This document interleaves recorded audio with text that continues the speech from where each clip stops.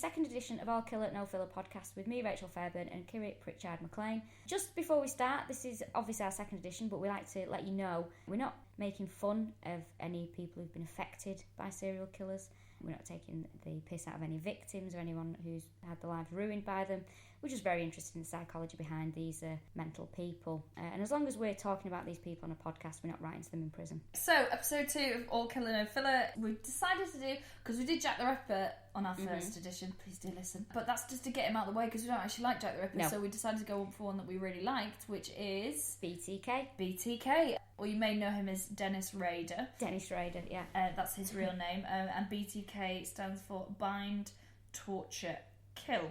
His full name is, I found this out, I didn't realise until we started doing this podcast, is Denis Lynn Rader, which is nice, isn't it? And Lynn properly spelled like a woman who works in HR, like L-Y-N-N. It's not a manly version of it. Like Lynn that you work with. Yeah, exactly. You know, everyone knows a Lynn. Yeah. So I don't know why he's got the middle name of a 40-year-old hairdresser, but I had a theory that maybe he had like an absent father, and you know, Johnny Cash's A Boy Named Sue, where basically the father gives his kid the name Sue because he knows he's not going to be around and he'll have to get tough because he's got a girl's name. I think maybe he went, I'll give her a female middle name, and then he'll get really tough because he's a bit of a sort of wimpy odd guy, this one. And then that backfired horribly and he just started killing families and women. Massively backfired that. So the worst idea anyone's ever had. The moral of that story is don't call anyone Lynn. Although Dennis is hardly commands respect and. But Dennis Nielsen, it's quite as names go. There's not much overlap. Dennis is an unusual name, and 2 of them are called Dennis. There's not a lot of Dennises around, is there? The Menace is the only other one that I can think of, and I mean, he elicited all the signs. Yes, that can be applied to both of the Dennises as well. The Muswell Hill Menace. Right, but today we're going to be talking about Denis Rader, BTK. Now, BTK is unusual because he named himself like Jack the Ripper. Yep, he did. And he did come up with, through letters he sent to the police, came up with several options. Oh, mate, he was spitballing so hard. He was like, I've been having a little think, and here are some suggested names for me. And I sort of imagine him standing back I imagine this is like everyone sat around a fake beach effect table, and he's like, okay, guys, so what I'm thinking is BTK Strangler was one of his ones. BTK, as we said, stands for Bind, Torture, Kill. The Wichita Hangman. They just sound like wrestlers' names as well, don't they? This is great. Old legends. The Wichita Hangman. Well, this one is the shittest one. The Garrote Phantom. It just doesn't flow at all. Utterly terrible. It's the Garrote Phantom. There's no alliteration. The Garrote Ghoul. Yeah, that would have been good. Is 5% better. The Garrote Phantom. He's not even trying. No, I quite like this. Is the one that sounds the most like a pro wrestler. The Asphyxiator.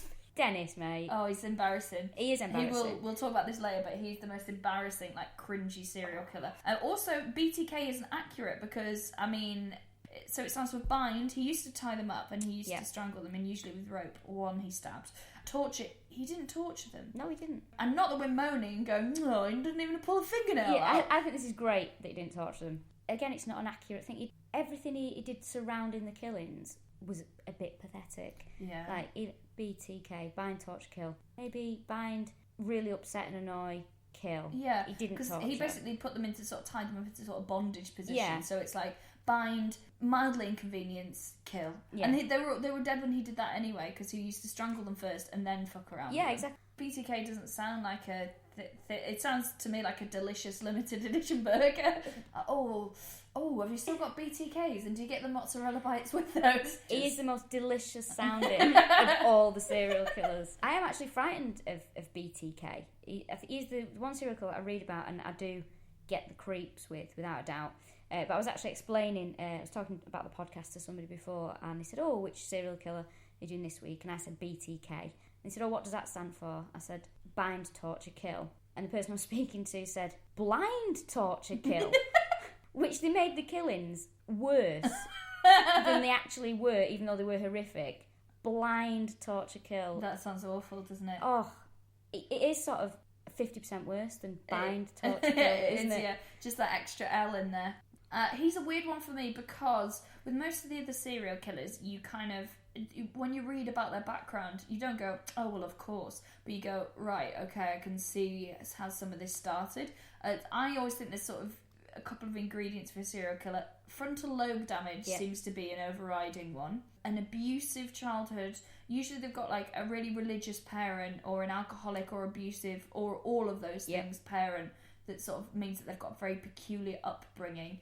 And then they usually have some trigger event, some big thing. Usually the trigger event involves a woman snubbing them. Yeah. That tends to be I mean, it is usually like, and then she didn't return my phone call. Yeah. So I went and like lopped the head off all those prostitutes. It's never justified in my eyes. But yeah, there's usually those things. Whereas he doesn't seem them. I've read quite a lot about him, but he doesn't seem to have any of those things. There doesn't seem to be anything. It seems like he had quite a nice upbringing, strict, but not in the sense of like, you know, I'm going to lock you in a cupboard for a week. Yeah. Strict. Occasionally get spanked, but by all accounts, he actually enjoyed that when his mother used to spank him. Really? So he started to enjoy strange things like that. His parents, by all accounts, were nice people, good to him. He didn't have a hard time at school. He was quite apparently good looking when he was younger. He didn't have any trouble with women. Everything seemed right. And he used to go to his grandparents' farm every summer for his holidays. Fortunately, at the farm, he did start to get obsessed with chickens being beheaded, and that was... We've all done it, haven't we? Yeah, I know. We've all lost a summer to that. It is quite a spectacle, isn't it? Especially someone like me growing up in the city. Countryside, it's a different world, isn't it? I'd like to say I grew up in the countryside and I have not been obsessed with the beheading of chickens. No. Although, as I was telling Rachel earlier, my dad has once kicked the head off a chicken, but we'll talk about that another time. He got into torturing animals, didn't he? Cats. Didn't he kill a cat? He said he apparently accidentally killed a cat. Accidentally. How, we don't know, but from that moment on, he enjoyed the power and the feeling it gave him, and he continued to torture and kill animals like dogs, cats, anything really. I always think, because that's another thing that usually starts, they start on animals and then they move up. Cats seem to get a really raw deal in all this. I was watching a programme, of course I was, about serial killers, and it was saying, some American psychologists like, the reason why these people are attracted to mutilating cats is because the cat is symbol of the female form. I was like, no, it's not. It's because there's loads of them and no one gives a shit if they're gone or not. There are loads of cats. Usually if you see a cat, it's on its own. Usually if you see a dog, it's with a person. I've got a cat, and if it goes missing, you just go, well, that's just gone for a bit. And you don't go, whereas if a dog goes missing, you put posters up. Whereas cats are just like, see ya. My parents had a cat that went missing for 3 years and then came back, stayed for a week, and then went missing again. I don't know, they're like odd friends from high school that come and stay with you for a bit and then you don't see them for years. So if they don't go missing, you don't really think much of it. Yeah, they usually turn up again, don't they? Maybe they're all being held hostage by serial killers who just haven't got the guts to kill them yet. I think he's scary because he's normal. Obviously he's not normal because he killed 10 people. Yeah. He just seemed quite... He had a family, he had a wife, he had 2 kids, and he had a series of... He looked normal. He looked fairly normal, Because like Ed Gein, to look at, you go, oh, well, yeah, he's clearly dug up dead people. Yeah, you only need to look and see. And even, like, Jeffrey Dahmer has a weird kind of air about him. Yeah, in The Yorkshire Ripper, when you see things about him, there's nothing behind his eyes there. He's completely dead behind the eyes. Dennis Rader looked like a normal bloke. Yeah, he did. Had a series of really crap jobs. I mean, alarm bells should have gone, because he was a scoutmaster, wasn't he? Yeah, scoutmaster, involved with the church, alarm bells every time. I would immediately incarcerate anybody that had those 2 things going on in their life. That's a good Christian and likes to work with children. Yeah, straight away. Concern. He worked also, here's the final, the rule of 3, he also worked for the council. Yeah. So yeah, there's not example of a sadist in action. I don't know what is. Yeah. But he worked in, what was it called, compliance? He was a compliance officer, which was going round laying down petty little laws with people. Like, it's more than my job's worth. Yeah. That's essentially what it was. So things like, and there was an incident where he measured people's lawns to check that they weren't over a certain height. There was just making sure everything was in order, and apparently he was completely anal about everything. Yeah, and didn't he put down a couple of dogs for no reason? Yeah. That they're like, his neighbour's dog, wasn't it? Yeah, you're like, oh, that dog's on a lead again. Yeah. You know what the term... Well, actually, in Article 6, subsection 48, it says that dogs aren't allowed to be alive when they're too close to me. And yeah, he just killed the dog for no reason. But what's interesting, because he worked for ADT, the security company, I don't know how they've survived that. Like, do you know what I mean? He went and fitted people's burglar alarms, And they're a huge company. How have they survived having a really well-known serial killer work for them? Well, I don't know. John Wayne Gacy worked for KFC and they're doing all right. Oh, yeah. Yeah, but I think the thing with Denis Rader is the fact that not only did he work for ADT, he was putting alarms in because ADT's sort of orders went up when BTK was around, and he's gone around to people's houses putting new alarms in and putting new systems in because they're frightened of BTK, who's putting the alarm in their house unknown to them. Oh God, it just makes it double creepy, doesn't it? Yeah, in Wichita it was, wasn't it? And then because everyone was that community for ages was kind of gripped by, because they all knew there was a serial killer there. They all knew there was someone killing women there, and it's like, well, better get an alarm fixed. Come on in, Dennis. Thanks so much for coming and doing this at short notice. Hello, Mr. Rader. Here are where the exits are in my house. Excuse me, I'm just going to go up to my teenage daughter's room and check she's all right. Because we live alone, we just need to make sure. We're going away on holiday, you see. We want to make sure she's okay in the house. The telephone wire. Oh, that leads out this way. Oh, it's just so creepy. Apparently, I think you were telling me this, that when he worked for compliance, he stopped doing murders. Yeah, he stopped for a while. He stopped for a long time. Maybe he was getting the control he needed by doing that. But obviously his murders were sexual murders, weren't they? I mean, I don't know if he got his kicks from putting a dog down. You don't know, do you? But he just stopped. And maybe it was a control thing, but... Or maybe he was that busy. That's true, There's a lot of lawns to be measured, isn't there? There's a lot of lawns to measure, a lot of dogs to put down. Maybe it was on his to-do list. Kill a woman, but there's a lot of paperwork to get through. He was eventually sacked from his job from the council. Yeah. But it was 5 days after he was arrested. And they didn't sack him for being a murderer, they sacked him for not calling into work for 5 days. Failure to report to work. Yeah. Terminated his contract. Typical council. That this, it's fine to be a sadist and a serial killer, but, you know... We do things by the book here. You made a great observation earlier that you think that Denis Rader is the Alan Partridge of serial killers. He is the Partridge of serial killers. No, I mean, when he got sacked from his job at the council, right, I mean, usually you get sacked to clear your desk. Had he got to be able to clear his own desk, they would have found what he called the mother load. Drawings and things he'd kept from his victims. And the fact that he referred to sort of his souvenirs and the mother load. Yeah. That is sheer Partridge. I mean, killing 10 people shows a lack of self-awareness, but also being like, go and pop this trophy in the mother load is like more embarrassing again, isn't it? It's just so cringe with it. And the letters to the police that he sent, and... Because he killed the first family, and then 3 people came forward and went, we killed this family, and he went, I'll get this sorted out, and went, excuse me, they didn't kill them, and basically wrote a really condescending letter saying, I think you'll find that I'm the murderer, and then gave loads of details that weren't released in the press, so they knew that BTK, as he had, the asphyxiator, whatever you want to call him, he was the actual murderer. So he used to send letters. He used to send letters to the police and letters to a local TV station called Cake, spelled with a K. He also, oh God, it's so embarrassing, some of the stuff that he did. He sent... you're going to mention a cereal box. Yeah, he decided to start sending things in cereal boxes. Do you get it? Now, you see, the big thing when you're going, you're going to mention a cereal box, it's like you're going to say, oh yeah, and one of his victims' hands was in there. No, he just sent it in a cereal box that said BTK on it, serial BTK killer. It's just so cringeworthy. It's really embarrassing. And like he's just such an egomaniac. So for example, he wrote a letter, the first letter explaining that he was the killer of the family. Otero family. Otero family. And he hid it in a library, and now he was self-aware enough to know that no one reads books in the library, so he then contacted the police and went, you should check the library. There's a letter in there. And that's how they find it. Like, he couldn't just leave things to be found. So one of the cereal boxes he dropped in the back of a Jeep. That was flatbed truck. And someone just binned it. And they just binned it because it's a load of rubbish shit. Took it in the bin, yeah. And then he said the only reason the police found out about it was because he went, did you like my cereal box? And they're like, what are you on about, mate? And they went, oh, did you not get it? And then they looked it up on CCTV and saw him get out of a black Jeep, which is one of the things that caught him, walk over, drop the cereal box in, and then the other guy he dropped the cereal box in just fucking threw it away. Damn kids. So he did loads of things like that. I think he was quite thick. I think he was... And that's not just me being prejudiced against his very poor spelling. I think he was stupid. I think he was stupid as well. The police were sort of communicating with him via the papers, and in one of his drawings he'd done some sort of upside down glasses. So they printed a cartoon of a pair of upside down glasses, and it said, call the chief, because they'd sort of struck up a relationship with him, and that's how they were communicating with him. and he just saw that and was like, oh, that can't be for me. So, like, how thick do you have to be to not pick up on all these signs the police are sending you?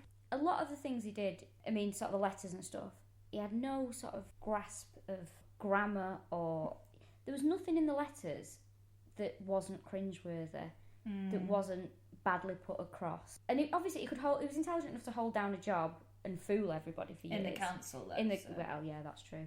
But I think he was probably below average intelligence. I don't think he was a smart serial killer. Outwitting. I also don't think the police were particularly on the ball with all this. No, it took for him to fuck up massively for him to catch them.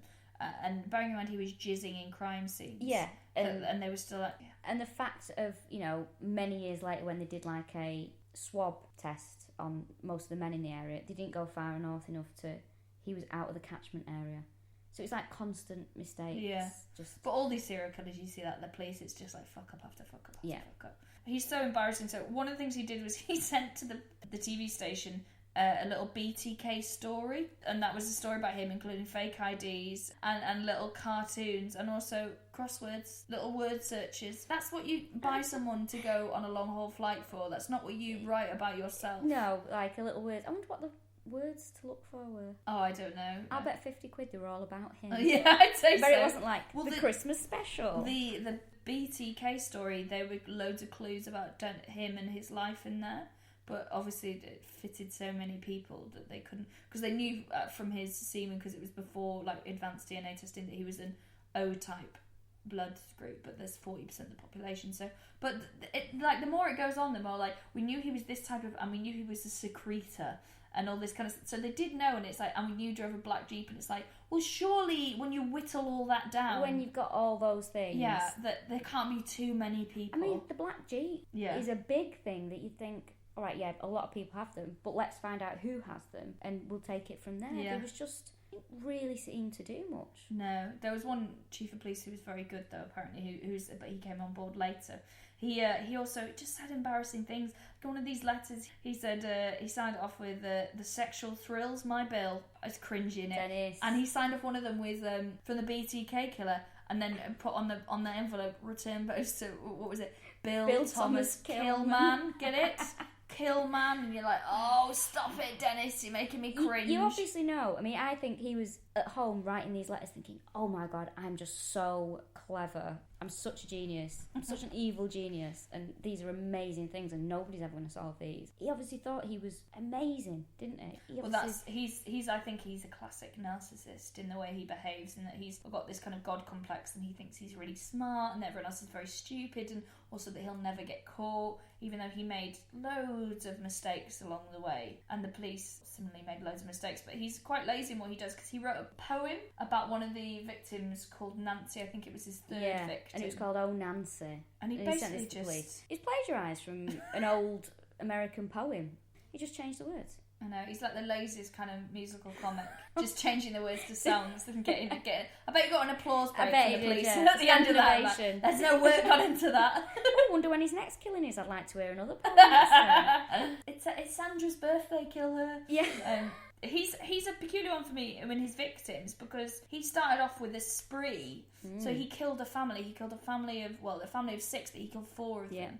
He killed the mum, the dad, one of the sons, and the girl. But the girl was who he was after. Yeah. They were just sort of in the way. So he strangled the guy Joseph and his son Joseph Jr. with a bag, and then strangled the mum with a rope, and then took the girl, who he hung from some pipes in the basement. Yeah. He's interesting because he's quite a contemporary example. You can watch his trial and his statements online. So then he hung the girl from the pipes. I think she was 11 years old. And that's one of the places where he left semen at the scene, because he talks about it in a really like and then I had some sexual fantasies, so sorted them out, and it's very strange how he talks about everything. Yeah, it's a bit. He's not sorry. You can tell that he's sorry. So unsorry. He's completely sorry for himself. I mean, he attempts to try and talk about his victims and tries to find common ground with them. In a statement he does after his sentencing, which I find incredibly creepy. This is the one that the judge said he gave a 30-minute sentencing speech, and they said, "Oh, that's almost worthy of an Academy Award." Yeah. Which I don't know is testament to how shit or how easy it is to get an Academy Award. because he does not seem sorry at all. He's trying to find all this common ground with people he's murdered, and this person went to that school, I went to that school as well. Mr. Otero was in the Air Force, I was in the Air Force. Little things like that. And it just shows him up really for what he is, a complete maniac with no empathy. No. It's if you watch it on YouTube, he's not very good at public speaking either, which, he doesn't have to be really, does he? He's a bloody serial killer. But you think he's having his moment in court, he should have prepared slightly better. And there's crocodile tears, there's everything. It's really uncomfortable to watch. When he was sentenced in Houston, there's a 40-minute drive from the court to the prison, and he's just sort of chatting about the weather. But apparently he did break down and start crying because on the radio, the victims' families' statements were read out, and that's when he started crying. But you don't even believe that, do you? No, I don't think he was crying. He was clearly, that's your moment of realisation. He's in a van going, oh yeah, the weather's nice outside. Oh, what do we get to eat in prison? Is it nice? Isn't outside nice? I'm not going to see that for another 175 years. Do you reckon they turned it up as well? They definitely will have. Hold on, Dennis, this one's for you. I just want to catch the news, Dennis, if you can just pipe down for a minute about the weather. And he was clearly crying for himself. But this is the big thing. He wasn't sorry, because the big thing that he was going to do, because he genuinely thought he was going to get away with it, he prepared in his motherload a video. It makes me sick every time you say that. The motherload. The motherload. It's like something Partridge would say in bed. It is, isn't it? Get ready, strap in, get ready for the motherload. So he prepared this video for after his death, which he thought would be his natural death. He thought he'd never get caught. There was a video, a CD that they were going to put on that he wanted everyone at his funeral to watch, including his family, outing himself as BTK. I can't believe that. BTK Productions as well it was. Oh, God. Right? I wonder if he registered that with a company's house. Do you know, I was actually going to say, he's got a production company and I haven't. There's something not right in this world. But you'll learn that. I learned that from games this year. Everyone's a producer. Everyone's a producer. Because you can just say you are without actually doing anything. I'm a producer. I've got a desk near a plug. I'm a producer. I'm a producer, yeah. This is what he's going to do. There was a whole video, evidence, him admitting it, things that only BTK would know, and he was going to make everyone he allegedly cared about watch this at his funeral. That's crazy. My mum wants, that music that's like the stripper music, played at her funeral, and I think that's distasteful. But if it came up where we sort of sat there, and then my mum's like, "Hello, all those murders," that's outrageous, and also that to me shows a lack of respect towards his family and his kids, because that would then devastate their life. Not that it hasn't already, but finding out in that way when they're grieving for their dad. Oh, I think that's one of the worst things he's done. Obviously, the murders are bad, but that kind of that room full of people and telling them in that grandiose way is horrendous. He said it was a creeper. So egotistical. So he killed 10 people altogether. The family first, so he had that spree killing, and then he killed 6 more in staggered stages. There was a couple more that he wanted to kill as well. The ones that he first was the ones that got away. Which is what you say about a really sexy guy that you kissed when you were 15, not what you say about a woman who you nearly strangled to death with a pair of tights. I mean, this is the thing that I find, the thought of it, right? It was Anna Williams was the woman that he wanted to kill. He stalked her ages, learned everything about her patterns and, what time she went out, when she'd come home. So he broke into her house, cut the phone line, as was his tradition. Cut the phone line, waited in her house, she didn't turn up. And he's apparently getting furious about the fact that she didn't turn up. He was livid about it. Gave it an extra hour, but obviously I think he had to get home to his wife or whatever. She had decided to stay out with friends that evening, so don't ever feel bad about having that one more drink. No, that is all I can say. Yeah. Always have one more. And then drive home. And then drive home. That's safer. Don't ever feel bad. She came back, saw that, window had been smashed, some of the jewellery had gone, phone lines had been cut, phoned the police from a neighbour's house. Thought there'd been a classic break-in. They didn't put it to Classic BTK. Classic break-in. Even though it was all the signs of BTK were there, the phone line being cut. Until, I think it was about a week and a half later, BTK was angry because A, she hadn't turned up, because everything's about him, remember. B, because the police hadn't associated that crime so he wanted credit for that. So he wanted credit for it. So he sent Anna Williams a package, not to her, addressed to her late husband. So she opens it. There's the jewellery that he's stolen from her, a poem, and several drawings of sort of women in various bondage poses, and basically saying, I was waiting for you, where were you? I mean, it's one of those things, it's Denis Rader crossing the fine line between romance and threat every single time. Flowers, good. breaking into someone's house and waiting for them to get back. Bad. It's strange that this kind of thing needs explaining, isn't it? But there was another one as well. There's a woman that I watched a bit of an interview with, she's called Cheryl something, that basically he had stalked and then planned to kill, and then he knocked on and she didn't answer, so he walked down about 3 doors, knocked on another woman's door, and then killed her, which is horrendous. But it was hilarious listening to the woman talk. She went, yeah, he just apparently knocked on for me, I didn't answer, and then you wouldn't believe it, went 3 doors down and killed another woman. And she was so matter-of-fact about it. And it's like, because I think if you'd had such a close call with someone like that you would just, that would be it for you. You'd be like, every day would be precious. But she was like, oh God, you wouldn't believe. There was another one as well where he broke in, locked her kids in the bathroom, started to strangle her, and the phone went, and it scared him and scared him away. And she was like, oh God, I survived that. But these women are all like, isn't it weird how these things happen? It's like... Yeah, if that happened to me and you knew that you could have been murdered and you were now still alive, you would be like, every day would be like, oh yeah, I'm going to be a really good person and I'm going to do this and I'm quitting my job, I'm going travelling. But you don't know, do you? I reckon it would become that big story. I reckon Cheryl, every year, someone goes, oh, Cheryl, have you told them about the time that you escaped BTK? No, I'm not telling that again. You don't want to hear it again. Oh, go on, tell us. Come on, Cheryl, do the voice. Do it. Every year. You'd be downing out on that. I told you about the time that I escaped BTK. Yes, you've told us about the time. But please tell us again, it's good for therapy. So he killed 10 people, but over a really long time. Wasn't it like 30 years? 30 years. So yeah, he started in 74. He killed the family and then Catherine Bright. Then he had a little 3-year break. And then he killed 2 more in 77. And then he had a break of 8 years. And then killed someone in 85, 86, and then 91. And he would have got away with it, yes, I think. Because they weren't really... I think the case had gone cold. They used to set up different task force. So he hadn't been caught and everything went quiet for a bit. And then in the 80s, they decided, we're going to set up a new task force, we're going to find BTK, we're going to revive the case, get people's interest in it again. And they decided to call this task force Ghostbusters.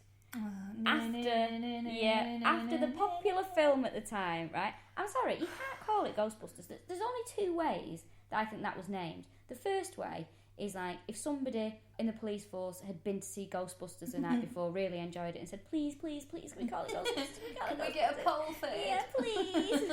Or if the person in charge of the case was a bit lazy, hadn't done any work, and their superintendent said, I don't know, think of an American cop name. Hey, listen to me, Kaminsky. Have you named the task force yet? And he hasn't, and he's looking around and he just sees a poster for Ghostbusters and goes, Ghostbusters? I love it. Yeah, they're the only 2 ways that you could name that Ghostbusters. Tempted to keep the case going, and they knew that he needed to be caught, but 30 years. They all assumed he died as well. Yeah. Just that he died or moved because there was such a big gap. And also he sort of changed his method for the last few killings. He'd always killed them in their house before that, and then for the last few killings, one of them and this is where he got really crafty actually, he really upped his game. And he did say in a letter that he had to plan it more now because he was getting older. They were kind of assuming that he died. So with one of them, this is really the scout camp. He took because he was a scoutmaster. He took his son to a scout camp, an overnight camp, and he'd planned to leave the camp at a certain time. He left the camp, went to a bowling alley. This is so American, isn't it? Yeah. Had a pint of beer, probably Budweiser, spilt it down his front on purpose, pretended to be drunk, got in a taxi to go home, allegedly. Got the taxi driver to drop him a few streets from where he lived because he said, I need to walk off the beer, I'm too drunk.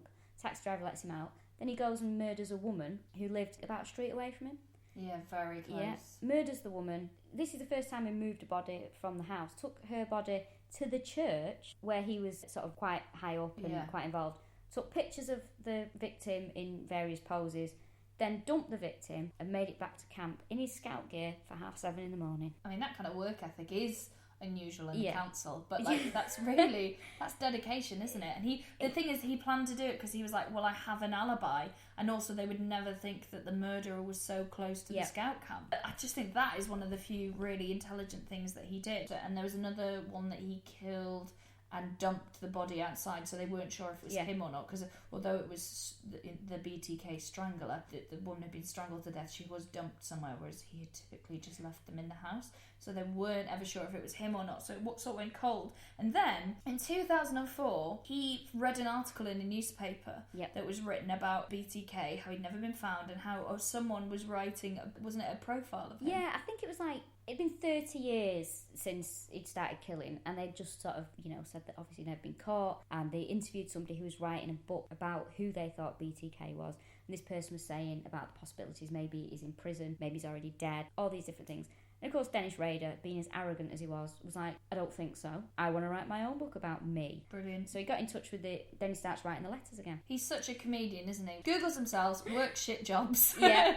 and never really achieves anything. And plagiarises and just changes the words to songs. Stays out late and goes on to a wife who doesn't care. And doesn't really know what he's up to. Yeah, he's a classic comedian. But how he got caught, I think, is quite interesting, because he then started communicating again with the police. And they decided the approach they were going to take is to try and make friends. They basically got into a dialogue with him. And then he said, if I sent you a floppy disk with all this stuff on, I mean, that would probably be easier for both of us, wouldn't it? And also, can you trace that floppy disk? And they went, no, of course we can't, mate. And he went, brilliant, I'll send it over tonight then. And then he sent him over a floppy disk that could be directly traced back to the church he worked at. And then it was like, when they looked at the document, you can see who updated it last, and it just said Dennis. Yeah. It's like, oh, mate, come on. You got Dennis who works there.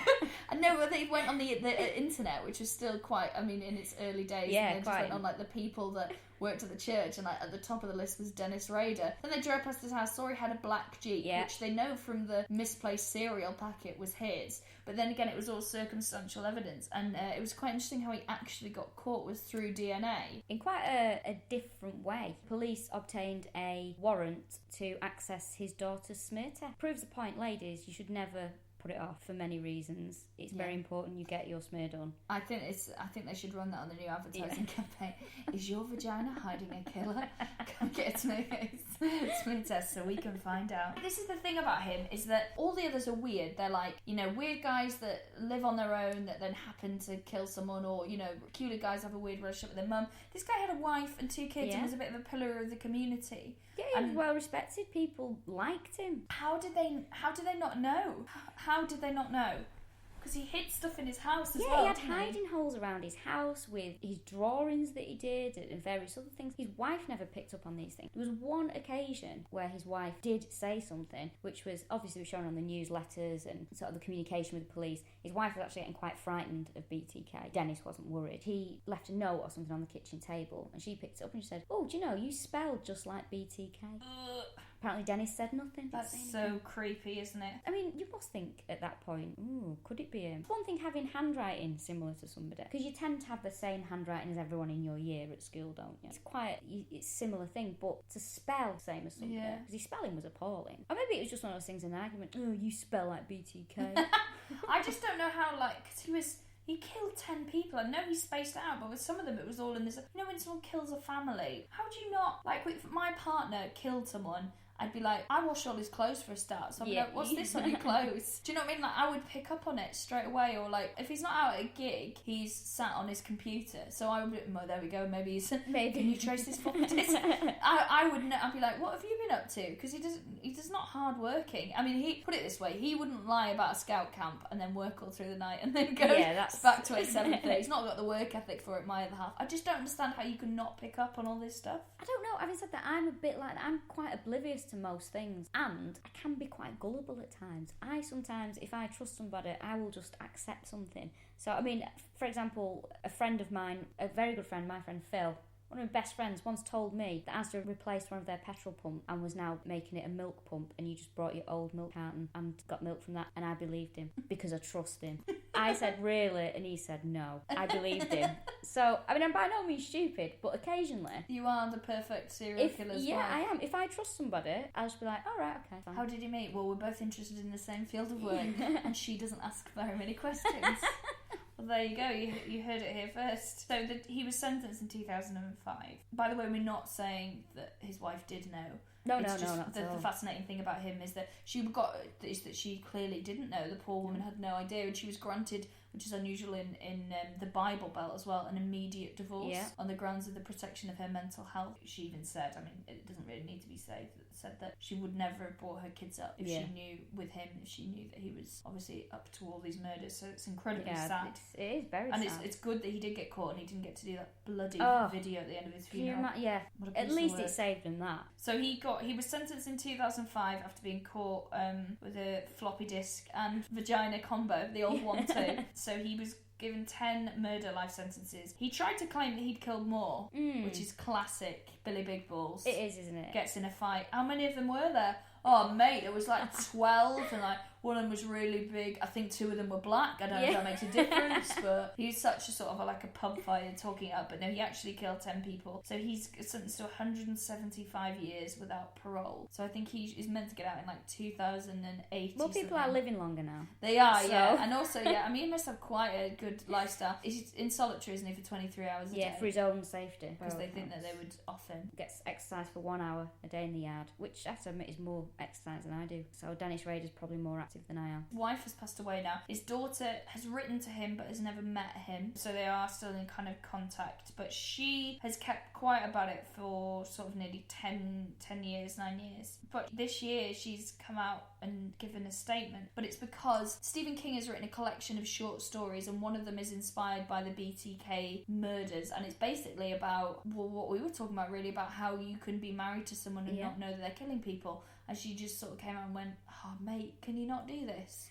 Can you not try and profit from... Because he wrote these stories that were released a few years ago, and then that one's been picked up in particular, and they want to make a film of it. I mean, he did say it's like a straight-to-DVD release kind of film, Stephen King. But she was like, can you not try and profit from all these families? I think, see, the thing is, he's not saying it's BTK directly. He's not using BTK's victims in any way. The thing is, if you're a horror writer, you're going to take inspiration from the horror around you. And I think it's quite interesting. I mean, it's not from the murderer's point of view, it's from the point of view of a wife. Yeah, he says it's more of a... He said it's not an ode to this guy and his character. It's more of a testament to how a woman keeps going on after that. And I think that's quite an interesting point of view. But I can understand, I mean, obviously I'm not in that position. You'd probably feel like crap if you thought... I suppose you'd just be like, 10 years, like, starting to get over things, and then you're like, oh no, alright, okay, so I'm going to do a film about it. Yeah, cheers, Stevie boy. Cheers, King. I think, I can see both sides of it. Maybe Stephen King should give all the proceeds to a charity. I was thinking that. Yeah, that he, or the victims fund. Yeah, I think he should do something like that. They did get a payout. I'm rightly so. Well, I heard he listens to this podcast, so maybe he'll take that on board. Yeah, come on, Stephen.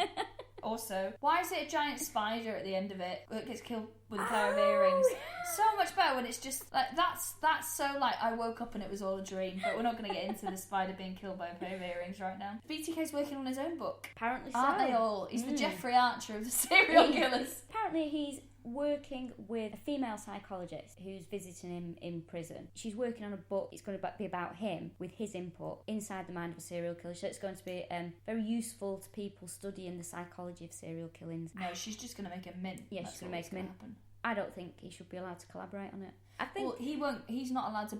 He's not. Isn't there laws that are fairly international that you're not allowed to financially benefit from any crimes that you've committed? So, but the thing is with him, he's not obviously not after money. He's obsessed with the idea of his own legacy. Yeah, he's obsessed with himself. Yeah, he's obsessed. So this is perfect for him. So this is exactly what he needs, and I don't think he should be allowed. I mean, when we get into the thing of the psychology behind the killings, I think we're pretty much clued up on all the psychology behind why people kill, who's done what. Every case is individual. I think psychologists can work out why he's killed. Yeah, well with him, he's not like it's not like there's a series of really interesting, weird things that have led him there. No, he is a narcissist and he's clearly bonkers. Yeah, and he liked to kill people. That's not even a page. End of. How are they wringing a book out of all that? So I just think that you're playing it, as much as I love all this stuff and I love to read things like this. I just think that you're playing it. That's exactly what he wants. Is a legacy and people to be talking about him again, because he was clearly googling himself, wasn't he? Of course. And I bet, if you're listening, Dennis.